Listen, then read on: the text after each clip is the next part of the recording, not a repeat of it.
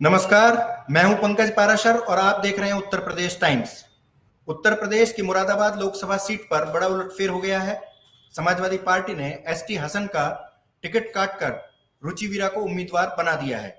ST Hasan मौजूदा सांसद थे और रुचि वीरा पूर्व विधायक हैं। पूर्व विधायक रुचि वीरा सपा के कद्दावर नेता आजम खान की करीबी मानी जाती हैं। एसटी हसन के समर्थकों का कहना है कि खान के इशारे पर टिकट काटा गया है।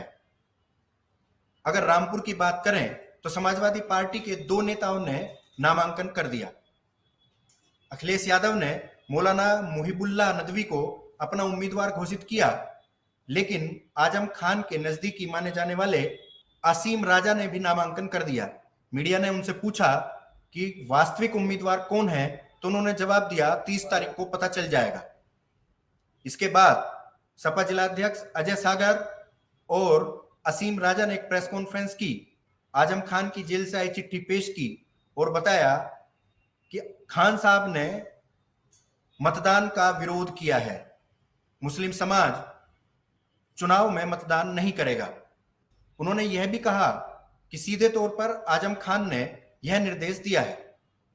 समाजवादी पार्टी के लिए बड़े मायने रखने वाली इन दोनों सीटों पर मौजूदा हालात कैसे हैं? क्या आजम खान जेल में बैठकर अखिलेश यादव को अपनी ताकत का एहसास करवा रहे हैं? यह उठापटक समाजवादी पार्टी को कितना नुकसान पहुंचाएगी?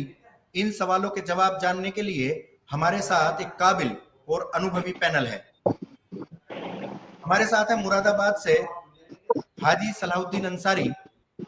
हाजी साहब पसमानदा समाज के अध्यक्ष हैं और मुरादाबाद रामपुर में अक़लियत से जुड़े मामलों की बेहद बारीकी से जानकारी रखते हैं। लखनऊ से हमारे साथ हैं उत्तर प्रदेश टाइम्स के political editor Parvez Ahmad.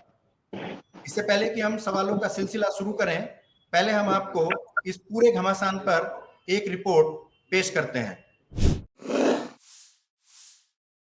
Samajwadi party के मुखिया अखिलेश यादव पिछड़े, दलित और अल्पसंख्यकों को जोड़कर पीडीए का नारा दे रहे हैं। ऐसे में रामपुर और मुरादाबाद लोकसभा सीट समाजवादी पार्टी के लिए बड़े मायने रखती है। वैसे भी ये दोनों इलाके समाजवादी पार्टी के गढ़ माने जाते हैं। दरअसल रामपुर में 42% मुस्लिम, 17% दलित और पिछड़ी जातियां 20% से ज्यादा हैं। अगर मुरादाबाद की बात करें तो अल्पसंख्यक मतदाता 28%, दलित 15% और पिछड़े करीब 20% हैं। अगर अखिलेश यादव का नारा कारगर हो जाए तो उन्हें इन दोनों सीट पर भला कौन हरा सकता है? लेकिन अखिलेश के सामने एक तरफ भाजपा की चुनौती है तो दूसरी तरफ उनके अपने ही पेशानी पर पसीना ला रहे हैं। इनमें मोहम्मद आजम खान सबसे आगे हैं। समाजवादी पार्टी के संस्थापक सदस्य और अखिलेश यादव के पिता मुलायम सिंह यादव के सबसे करीबी लोगों में शुमार मोहम्मद आजम खान सीतापुर जेल में बैठकर रामपुर में मनमानी कर रहे हैं, जिसकी वजह से अखिलेश यादव की राह मुरादाबाद और रामपुर में टेढ़ी हो गई है। इन दोनों लोकसभा क्षेत्रों में 10 विधानसभा क्षेत्र हैं, जहां 6 विधायक समाजवादी पार्टी के हैं। भाजपा के केवल 4 विधायक हैं। अगर आजम खान की राजनीतिक हैसियत की बात करें तो वो रामपुर से 10 बार विधायक और 1 बार सांसद रह चुके हैं। उनके बेटे और पत्नी भी सांसद विधायक रहे हैं। बर्थ सर्टिफिकेट मामले में सजा होने के कारण वो फिलहाल चुनाव लड़ने के लिए अयोग्य हैं। सलाहुद्दीन साहब, सबसे पहला सवाल मेरा आपसे ही है।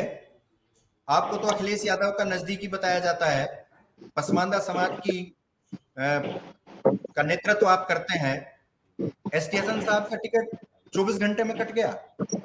मोहम्मद आजम खान से जेल में बैठकर जो अखिलेश यादव की बात हुई, क्या वो भारी पड़ गई? इसका मतलब ये है कि भले ही आजम खान जेल में है, लेकिन समाजवादी पार्टी के लिए अल्पसंख्यकों में वही सबसे बड़ा चेहरा है। हाजी साहब, देखिए पंकज जी, मैं 30 साल समाजवादी पार्टी में रहा। सन 1992 में समाजवादी पार्टी में मैं जुड़ा था और 13 मार्च 2022 को समाजवादी पार्टी के यहां शहर के संगठन ने मुझे पार्टी से निकाल दिया। मैं चुपचाप अपने घर बैठ गया। जैसे मैं पहले समाज सेवा करता था लोगों के साथ, उसी तरीके से मैं समाज सेवा करता रहा।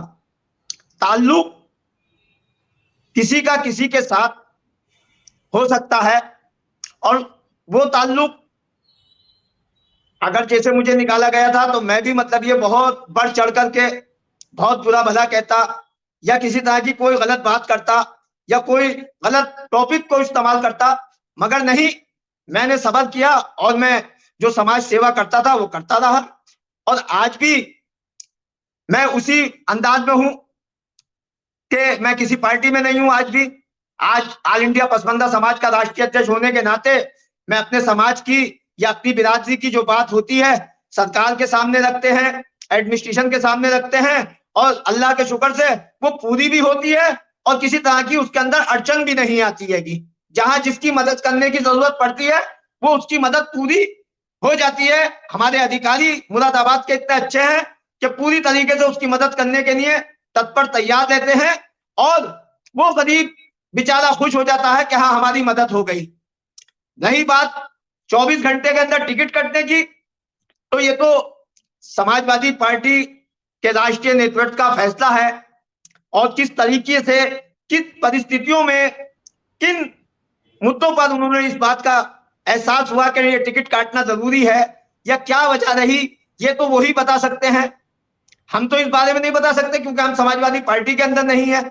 ये तो वो राष्ट्रीय अध्यक्ष अवाम में पब्लिक में जो बात चलती है, कहावत होती है ना कि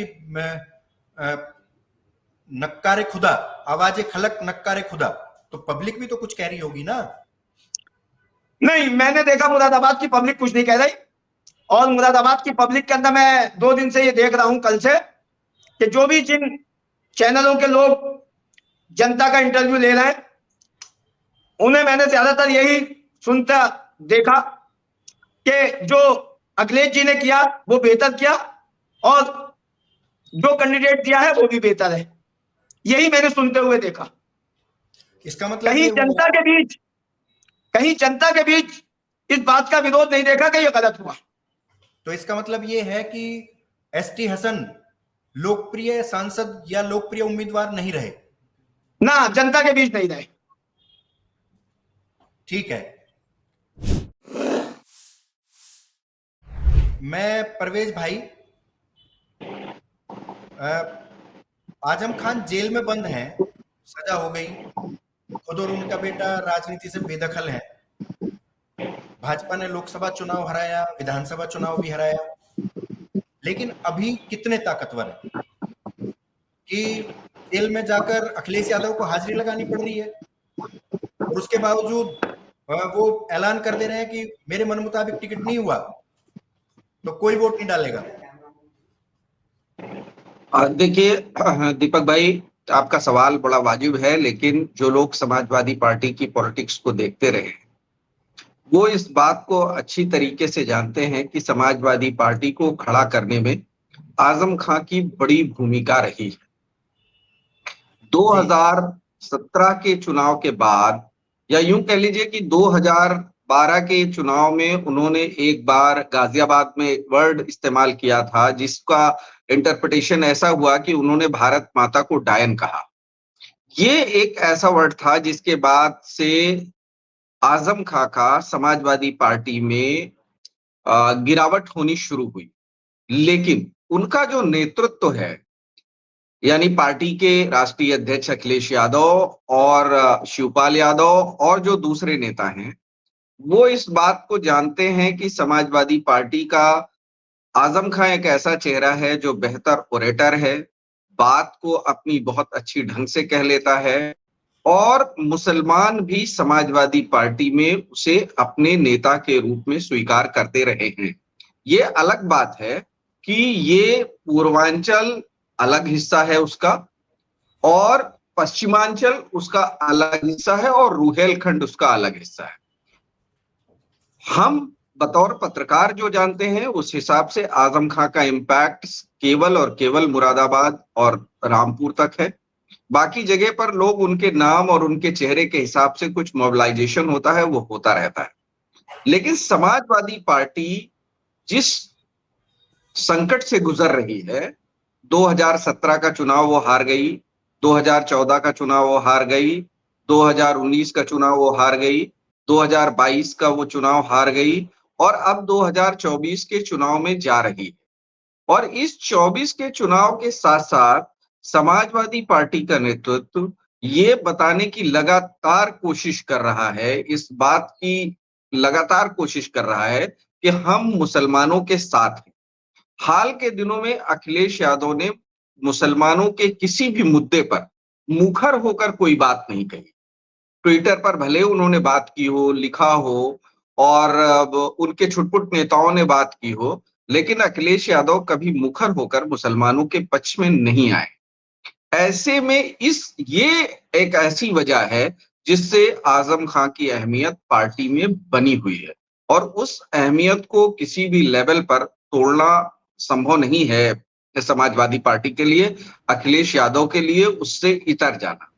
दूसरी बात यह कि बहुत मंजे हुए नेता हैं आजम खां। वो अखिलेश यादव जब मिलने गए हैं उससे पहले उन्होंने अखिलेश यादव को 6 चिट्ठियां लिखी और हर चिट्ठी में, क्योंकि जो लोग, एक लाइन और जोड़ता हूं कि जो लोग आजम खां की पॉलिटिक्स को जानते हैं वो इस बात को जानते हैं कि वो उन्होंने हमेशा रूठ कर अपना हक हासिल करने की कोशिश की है या अपना तेवर दिखाकर अपनी चीजें हासिल करने की कोशिश की है। उन्होंने कभी सहूलियत से अपने अधिकार पार्टी के अंदर नहीं मांगे हैं। तो वो चाहे सत्ता के दौरान उनका रूठ कर अलग बैठ जाना रहा हो, अखिलेश जी का मनाना रहा हो, ये सारी टैक्टिक्स इस बार भी आजम खान ने इस्तेमाल की है। अब परवेज उसके भाई, बाद तो क्या ये जो गैरवाजिब मांग ही गैरवाजिब करते हैं या समाजवादी पार्टी में उनकी स्थिति ऐसी बनी हुई है कि भाई मैं ये मतलब गैरवाजिब मांग करते हैं तो आसानी से वो पूरी नहीं होती? लेकिन देखिए, कई बार तो आजम खां का जो अगर निष्पक्ष टिप्पणियां की जाए तो ये बात समझ के आएगा कि आजम खां कई बार बिना वजह रूठते हैं और अपना अपना कद पार्टी में बड़ा दिखाने के लिए, अपनी हैसियत को दूसरे नेताओं से ऊपर दिखाने के लिए आजम खां ये करते रहे। खासकर मुस्लिम लीडरशिप को वो कभी भी स्वीकार नहीं करते रहे हैं। समाजवादी पार्टी में अगर कोई मुस्लिम लीडरशिप उभरी तो उसे आजम खां ने कभी स्वीकार नहीं किया है। तो इसलिए भी जो ये पूरा सिनेरियो है, इस सिनेरियो ने भी अखिलेश यादव जी को जेल जाकर मुलाकात करने के लिए बाध्य किया। और आगे जब आप और सवाल करेंगे तो मैं बताऊंगा क्यों टिकट काटा गया एसटी हसन का, उसके कारण क्या रहे हैं। तो अभी तो जो सवाल आपने पूछा मैंने उसका उत्तर दिया। पंकज भाई,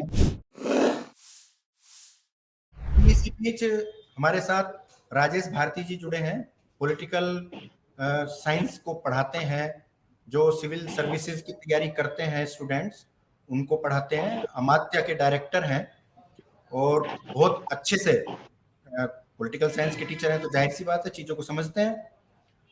तो मैं भारती जी आप ही से पूछना चाहूंगा कि पहले तो बात यह है कि समाजवादी पार्टी की संभावनाएं इस चुनाव में क्या है, एक।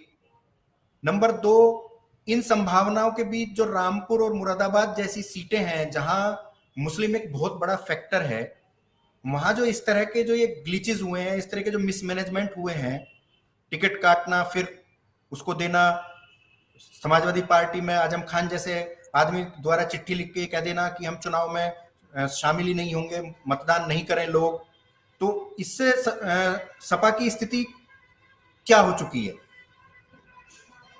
धन्यवाद मुझे मौका देने के लिए।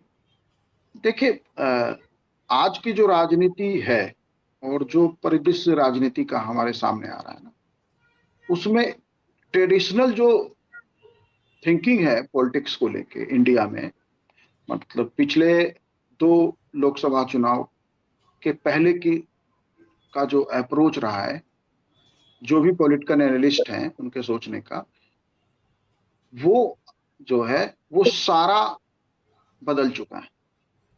आज ये बात आपको देखिए समझना पड़ेगा कि जैसे पश्चिमी उत्तर प्रदेश में कई लोकसभा सीट है, रामपुर और मुरादाबाद ही नहीं, अमरोहा भी है और भी कई सीट हैं जहां मुस्लिम जो है मोर देन 20% वोट रखते हैं।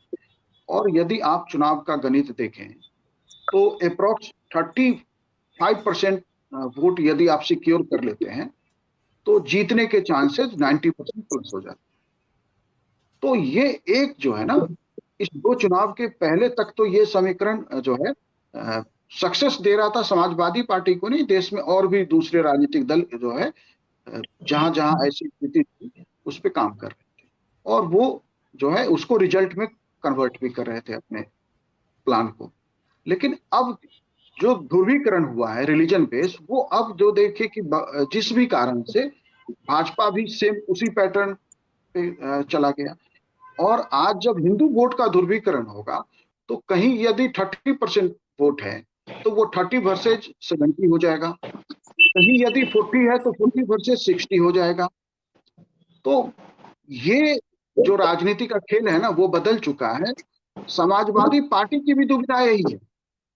यदि समाजवादी पार्टी यदि उत्तर प्रदेश में राजनीति करना चाहती है तो 2-4 सीट के हिसाब से उसको योजना बनानी है, या पूरे उत्तर प्रदेश के हिसाब से। यदि मान लीजिए 10 लोकसभा सीट उत्तर प्रदेश में ऐसे हैं जहां जो है एक धर्म विशेष का वोट, या हम सीधे शब्दों में कहें कि जो है मुस्लिम वोट 30% प्लस है, तो उत्तर प्रदेश में लोकसभा के सीटों की संख्या तो 80 है। इसका मतलब है कि सपा की राजनीति क्या 10 सीटों तक सिमट जाएगी? नहीं। तो ये जो मजबूरी है या नई जो चुनौती आई है या राजनीति का जो नया तरीका सामने आया है, उस तरीके में सपा का ये गणित आजम खां का रूठ जाना, आजम खां को मनाना, ये जो है अगर ये खेल है तो ये पूरे उत्तर प्रदेश में सपा के संभावनाओं को घटाएगा।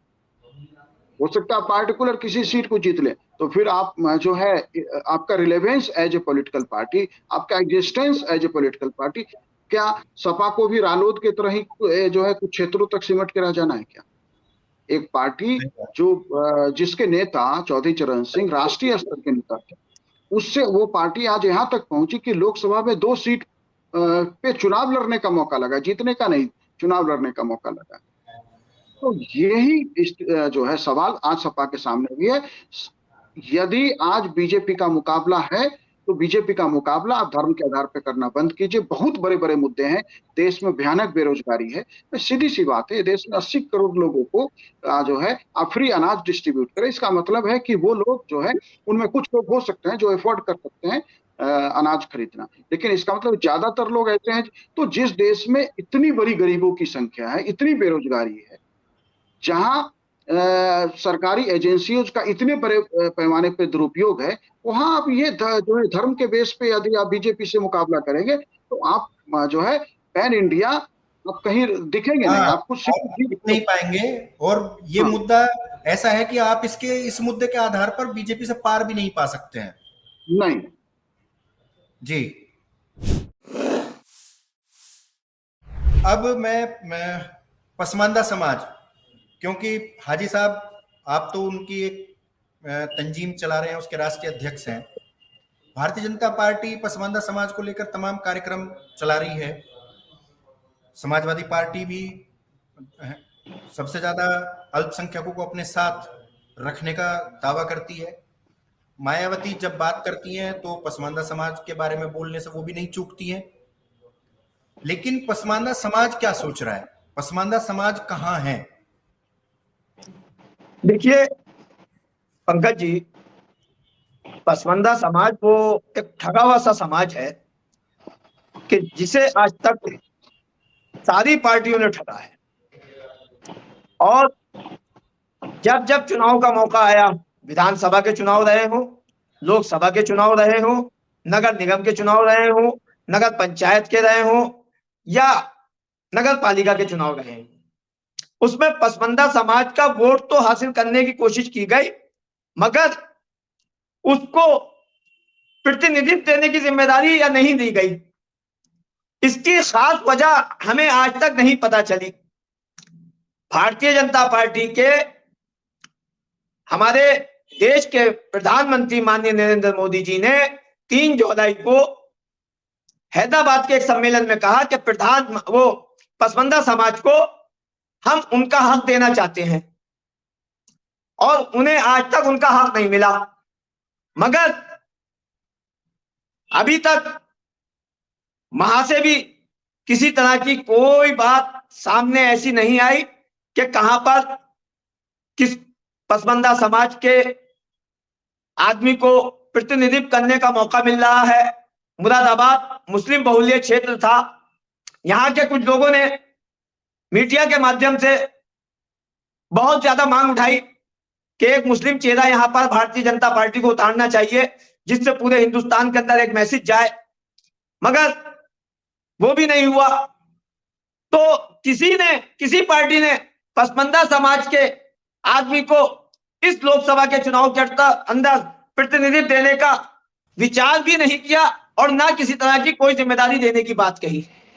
तो आज इस बात को सोचने की बात है। सबसे बड़ी आपको कोशिश नहीं करनी चाहिए। आप योगी आदित्यनाथ, आप नरेंद्र मोदी से मिलने का टाइम मांगिए, आप जाके उनसे मिलिए, आप अपनी इच्छा बताइए ना। आप ये कहिए कि भाई हम भी बीजेपी को वोट देना चाहते हैं, क्योंकि बीजेपी का एक बहुत बड़ा थिंक टैंक है, उसका सोचना बिल्कुल सही है। वो गलत नहीं सोचता कि भाई मुसलमान तो हमें वोट देता ही नहीं है।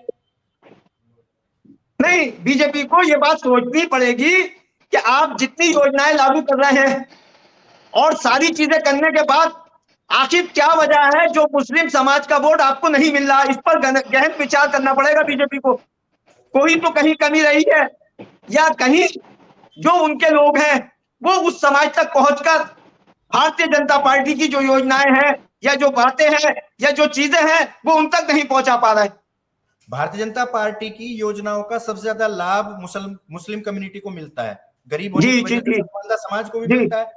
आप एक तंजीम है, आप एक संगठन है, आप उनके लीडर हैं, तो आप भी तो इसे पहल कीजिए ना। आपको भी तो आगे आना चाहिए कि भाई देखो, भारतीय जनता पार्टी हमारे लिए अछूत नहीं है, मुख्य धारा में भारतीय जनता पार्टी है, तो हमें भी भारतीय जनता पार्टी के साथ रहना चाहिए।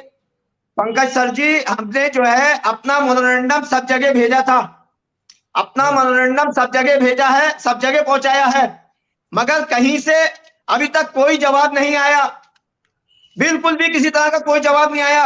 एक जवाब आया है, ये यहां से यह हैगा कि पसमानदा समाज का जो सुझाव आपने दिए हैं उन सुझावों पर विचार किया जा रहा है और आपकी मांगों को हम ये देख रहे हैं कि जो सुझाव आपने दिए हैं वो पसमानदा समाज के हित में बेहतर है। हम इन पर विचार करेंगे और आगे भी आप हमें पसमानदा समाज के जो सुझाव हों वो देते रहना। कम से कम हमारे पास जवाब आता, या हमें मिलने के लिए बुलाया जाता, या किसी तरह की कोई बात होती कि भाई आप लोगों का क्या मसला है, क्या आपकी मांगे हैं। 12, 13, 14 मांगे हैं, उन बातों को हमने भेज दिया सब जगह लिख करके। हमने भारतीय जनता पार्टी को भी भेजा, हमने कांग्रेस को भी भेजा, हमने बीएसपी को भी भेजा, हमने समाजवादी को भी भेजा, हमने अनुप्रिया पटेल की पार्टी को भी भेजा, सब जगह अपना मेमोरेंडम भेजा है हमने, मगर अभी कहीं से हमारे पास कोई जवाब नहीं आया। आज हमने बात की मुरादाबाद और रामपुर जिले का मिजाज क्या चल रहा है, समाजवादी पार्टी की चुनौती का क्या हाल है। इसके अलावा पसमानदा समाज के मुद्दों मसलों पर बहुत बेहतरीन तरीके से प्रकाश डाला हाजी सलाहुद्दीन जी ने। हमारे साथ राजेश भारती जी भी थे। तो आज के इस प्रोग्राम पे, शो पे यहीं अलविदा चाहूंगा। कल फिर एक नए मसले और मुद्दे के साथ मिलेंगे। तब तक के लिए सभी को नमस्कार, धन्यवाद।